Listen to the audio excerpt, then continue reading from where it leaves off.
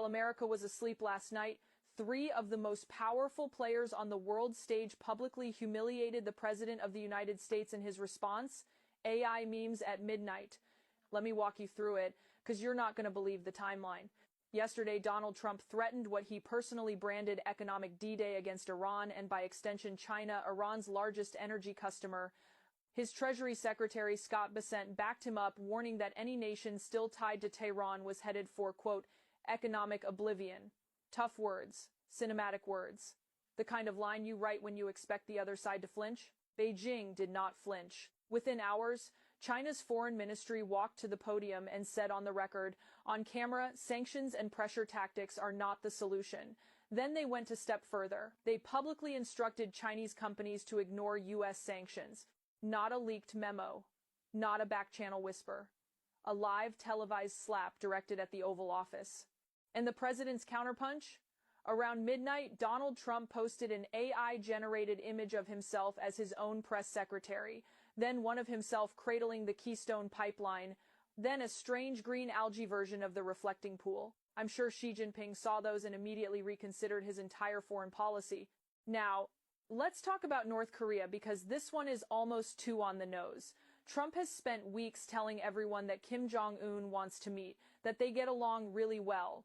He even scaled back joint military exercises with South Korea as a supposed goodwill gesture. Enter Kim Yo-jong, Kim Jong-un's sister, and one of the most powerful officials in Pyongyang. She stepped in front of cameras and said Trump's gesture was, quote, not even worth commenting on. She said she was completely unaware of any contact between her brother and the American president. In diplomatic language, that translates to, Mr. President, you are making it up. And then, just to underline the point, North Korea launched more than 10 short-range ballistic missiles. The U.S. Pacific Command's official statement was so cautious it didn't even use the words North Korea. They wrote recent missile launches. That's it. The most powerful military on Earth too nervous to name the country doing the launching. Meanwhile, and this is the part almost nobody is highlighting, South Korea's president just sat down with China's foreign minister Wang Yi. Beijing is now openly floating a Xi Jinping-President Lee summit at APEC. Journalist Josh Rajan put it bluntly, Trump has pushed Seoul directly into Beijing's arms. So how does the White House explain all of this? Scott Bessent went on television and said he doesn't understand why oil prices are spiking. Sir, the Strait of Hormuz, that has always been the answer. And Vice President J.D. Vance? He called the Iran situation, quote, amazing, amazing, allies drifting to China, adversaries mocking the president on camera, gas prices climbing, amazing. So here is the bottom line, and you can save this one. In less than 2 years, this administration has accelerated the rise of China faster than China itself thought possible, and the president's answer to being publicly outmaneuvered by Beijing, Pyongyang, and Seoul in a single news cycle was a meme. They didn't build a new world order, they handed the old one away. This is a new low to the United States. Everybody's seen it. United States that used to be the giant of the world. Now, I don't know what you're making of yourself right now. Your president is making it a very, very, very bad for everybody right now.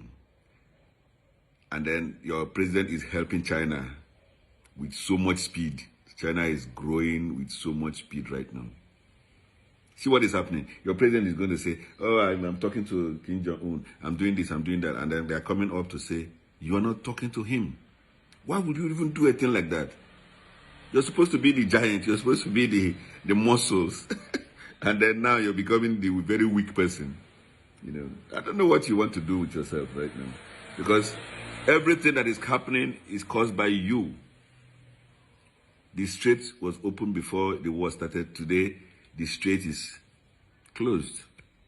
After all you've lost. After all the bombing and all of that. The strait is locked now. And they say they're not going to be dealing with you. Look at what is happening. You're helping China so much. And I am really glad because you're doing this damage to yourself. It's called self-infliction. You're giving yourself all of that. You know what happened? Right now, you're pushing all your allies. Everybody around you, you're pushing them. Because you want to still flex muscle. Nobody's interested in that. You know why?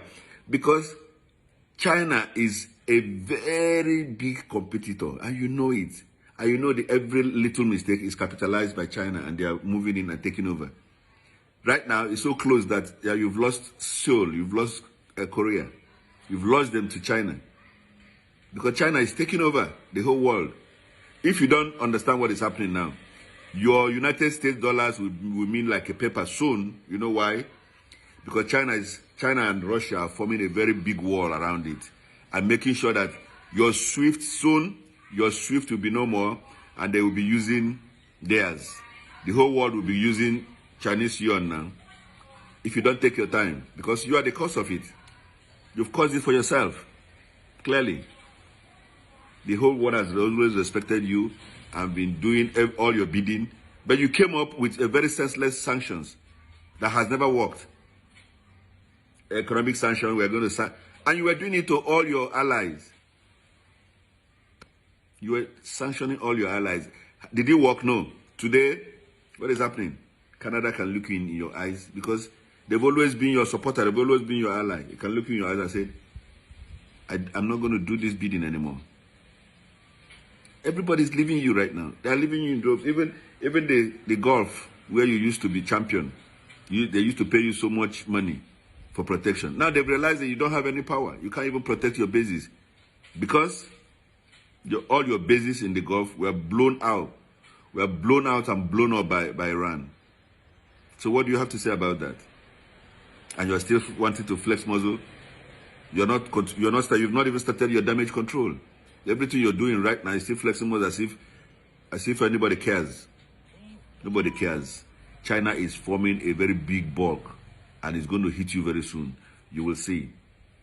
Very soon, your United States dollar will be nothing and the SWIFT will be nothing because they are building a wall around it now and they're still trading. They are trading and they will soon be trading without the United States dollars and without the SWIFT.